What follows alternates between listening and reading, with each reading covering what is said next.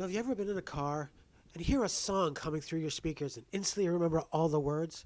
Do memories of another time or place, and this is usually the case, events, flood your brain? That happens to me all the time. If I'm on my way to work or even walking down the street and a song hits my ears and bam, I'm somewhere else. I remember the good times and the bad times. I've even had it happen to me when I'm just walking around not really looking for music at all. That happens a lot in grocery stores. Not really sure why. But that's what this channel is about. My music memories. Things that flood into my head while hearing that song. This week's story is about the song In Your Eyes by Peter Gabriel. And the title's not a lie. Well, not exactly.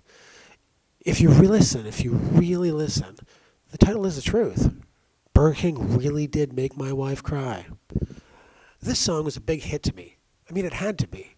Back then, advertising and music promotion was a very different thing than it is today. For songs to get noticed, they simply played them on the radio. Before the days of liking and subscribing, to help you show people that you love the content, they would actually call the radio station to request a song, even if that song was playing at the time of the request. It's crazy. But back then, that's how you got people, besides your friends, to understand just how great this song was. And fans would call the radio station and demand that they play the song. The song was on the air all the time. That's what happened to popular songs or albums. It was on radio repeat for weeks at least. And I remember buying the cassette for the song Sledgehammer. In Your Eyes wasn't the biggest hit on the album. Not even close. But it stuck with me. I remember quite a bit about the entire record. In retrospect, that really surprises me. Usually I remember the song, the lyrics, or maybe even the cover. But here, my memories are flooded with the song Mercy Street, that song from side 2 that was done with Kate Bush. Someone who I had never heard of before, but still, not really a fan though. I remember being entranced with cassettes that I would buy. Usually it was for one song because back then, even getting a tape single, which were a thing, were very difficult. They came in these cardboard containers, not even plastic. And it was usually just one song, and on the other song was a weird B-side song that nobody liked. But because I was forced to buy the entire album, I actually listened to it. I mean, hey, I wanted to get my money's worth. But the big song on the tape was never the first one. I mean, people realized very quickly that if you wanted people to listen to your entire tape, you put the good stuff right in the middle. And that's what happened here. Sledgehammer was like the third song. But In Your Eyes was like the last song on the first side. And boy, did that song grab me. The smooth longing tore at my insides. There was enough of a musical landscape to keep my sped-up brain interested for multiple repetitions. I don't remember where I bought the tape, but I do remember that I paid for it with my own money. I think it was one of the first things that I actually bought with a paycheck that I had earned. I mean, there was no allowance for me. Actually, I don't remember ever getting an allowance from my parents, but I guess I just got that go-away money here and there. You know, the money that parents give to kids to get them out of the house so they can talk about taxes and things. But this money came from my own labor, my own sweat. When I was young, I had lots of jobs. But the first job I had was at a local Burger King. It was the first time that I had been exposed to their chicken sandwich. Usually when you know how something is made, your love for it wanes pretty severely. The magic is gone when you know that your parents bought your Christmas presents, not Santa. Because then you just ask them for the presents because you know that they could find it. But boy, oh boy, did that not happen with this sandwich. The Burger King chicken sandwich was, well, it was unique. It had a log bun with sauce, probably mayonnaise.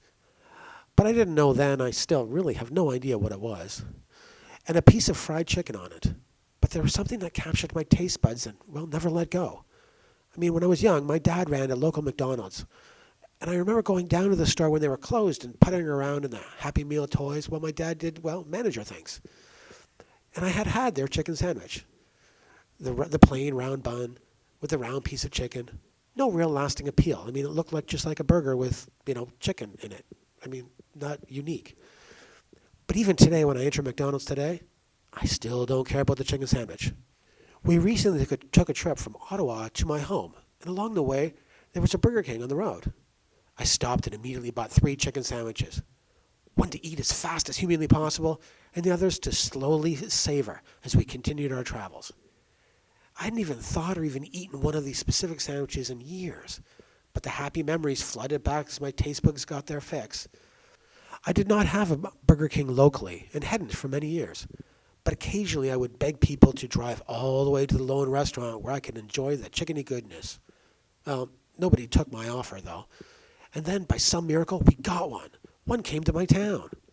Unfortunately, it was on the outskirts of town, and it was very difficult for me to get to regularly.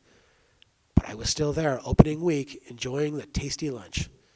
It's funny, but in retrospect, the rest of the food in the Burger King menu didn't really appeal to me. It was pretty crappy. I mean, I like the Burger King over the Whopper, and McDonald's french fries are still the best in the business. But that chicken sandwich, hands down, is one of my favorite fast food items. So that job helped begin my cassette collection. And because it was filled with cassettes that I bought, I held it closer to my chest.